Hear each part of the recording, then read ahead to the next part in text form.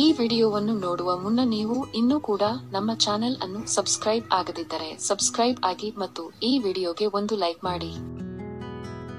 Hi friends, life line Kannada GK ಅಡ್ಡಾದ ಮತ್ತೊಂದು ವಿಡಿಯೋಗೆ ಸ್ವಾಗತ. ಸ್ನೇಹಿತರೆ, ಸಂಭೋಗ ಮಾಡದಿದ್ದರೂ ಉಂಟಾಗುತ್ತೆ ಸಮಸ್ಯೆ, ಇದು ಅಚ್ಚರಿಯಾದ್ರೂ ಸತ್ಯ. ಸ್ನೇಹಿತರೆ, ಸಾಮಾನ್ಯವಾಗಿ ಲೈಂಗಿಕ ಕ್ರಿಯೆಯಲ್ಲಿ ಅನೇಕರು ಮಡಿವಂತಿಕೆ ಅನುಸರಿಸುತ್ತಾರೆ. ಆ ವಿಚಾರ ಮಾತನಾಡಿದರೆ ಸಾಕು ಮಾರು ದೂರ ಹೋಗಿ ನಿಲ್ಲುವವರೂ ಇದ್ದಾರೆ. ಆದರೆ ಲೈಂಗಿಕ ಜೀವನ ಉತ್ತಮವಾಗಿದ್ದರೆ ಅದರಿಂದ ದೇಹಕ್ಕೆ ಸಾಕಷ್ಟು ಲಾಭಗಳಿವೆಯಂತೆ. ಆದಾಗ್ಯೂ ಕೂಡ ಲೈಂಗಿಕತೆಯಿಂದ ದೂರ ಉಳಿದರೆ ದೇಹಕ್ಕೆ ಅಪಾಯವೂ ಕಟ್ಟಿಟ್ಟ ಬುತ್ತಿ ಎನ್ನುತ್ತಾರೆ ತಜ್ಞರು. ಸ್ನೇಹಿತರೆ, ಲೈಂಗಿಕತೆಯಲ್ಲಿ ತೊಡಗಿದ್ದರೆ ಯೌವನ ಬಸಿದು ಹೋಗಬಹುದು. ಯಾಕೆಂದರೆ ಲೈಂಗಿಕ ಪ್ರಕ್ರಿಯೆ ವೇಳೆ ದೇಹ ಸಾಕಷ್ಟು ದಣಿಯುತ್ತದೆ. ಹಾಗಾಗಿ ಈ ವೇಳೆ ದೇಹಕ್ಕೆ ಸಾಕಷ್ಟು ವ್ಯಾಯಾಮವಾಗುತ್ತದೆ. ಸಂಭೋಗ ಮಾಡುವುದರಿಂದ ದೇಹದ ಒತ್ತಡ ಕೂಡ ಕಡಿಮೆ ಆಗುತ್ತದೆ.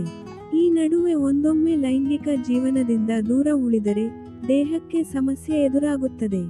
ಅಲ್ಲದೆ ಬಹುಬೇಗ ಯೌವನ ಕಳೆದುಕೊಳ್ಳುವ ಸಾಧ್ಯತೆ ಇರುತ್ತದೆಯಂತೆ. ಸ್ನೇಹಿತರೆ, ಹೀಗಾಗಿ ತಿಂಗಳಿಗೆ ಕನಿಷ್ಠ 2 ರಿಂದ 3 ಬಾರಿ ಲೈಂಗಿಕ ಪ್ರಕ್ರಿಯೆಯಲ್ಲಿ ತೊಡಗಿಕೊಂಡರೆ ಬೇಗ ಮುಪ್ಪು ಬರುವುದಿಲ್ಲ ಎನ್ನುತ್ತದೆ ಅಧ್ಯಯನ. ಅದೇ ತರಹ ಹಸ್ತ ಮೈಥುನದ ಬಗ್ಗೆ ನಿರ್ಲಕ್ಷ್ಯ ತೋರಿದರೂ ಅಪಾಯ ಬರುತ್ತದೆ ಅಂತೆ.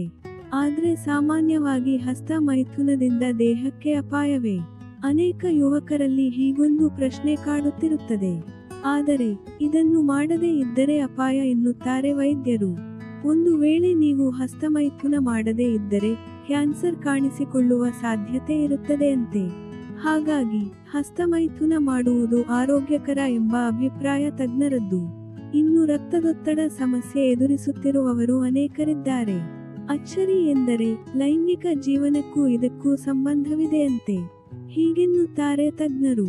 ಲೈಂಗಿಕ ಪ್ರಕ್ರಿಯೆಯಲ್ಲಿ ತೊಡಗುವ ವ್ಯಕ್ತಿಗಳಿಗೆ ಹೋಲಿಸಿದರೆ ಅದರಲ್ಲಿ ತೊಡಗಿಕೊಳ್ಳದೇ ಇರುವವರಲ್ಲಿ ರಕ್ತದೊತ್ತಡ ಸಮಸ್ಯೆ ಹೆಚ್ಚಂತೆ.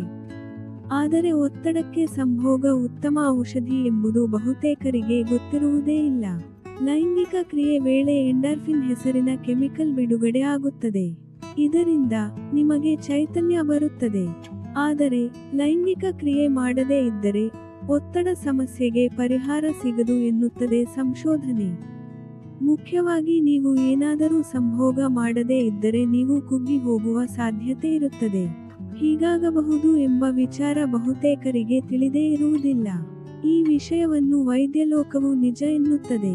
ವಾರದಲ್ಲಿ 2 ಬಾರಿ ಲೈಂಗಿಕ ಕ್ರಿಯೆಯಲ್ಲಿ ತೊಡಗಿಕೊಳ್ಳುವವರು ಹೆಚ್ಚು ಸದೃಢ ದೇಹ ಹೊಂದಿರುತ್ತಾರಂತೆ.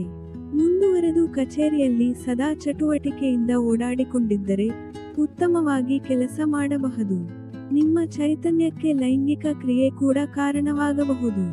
ಮುಖ್ಯವಾಗಿ ಸಂಭೋಗ ಮಾಡುವುದರಿಂದ ವ್ಯಕ್ತಿ ಸದಾ ಸಂತೋಷದಿಂದ ಇರುತ್ತಾನಂತೆ.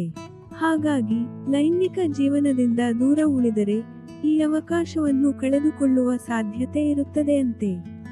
ಸ್ನೇಹಿತರೆ, ನೋಡಿದ್ರಲ್ಲ, ಇದೇ ತರಹದ ಜೀವನಕ್ಕೆ ಸಹಾಯಕವಾಗುವ ಮಾಹಿತಿಗಾಗಿ ನಮ್ಮ ಚಾನೆಲ್ ಸಬ್ಸ್ಕ್ರೈಬ್ ಮಾಡಿಕೊಳ್ಳಿ. ಈ ಮಾಹಿತಿ ಇಷ್ಟವಾದಲ್ಲಿ ವಿಡಿಯೋಗೆ ಲೈಕ್ ಮಾಡಿ, ಶೇರ್ ಮಾಡಿ. ಧನ್ಯವಾದ.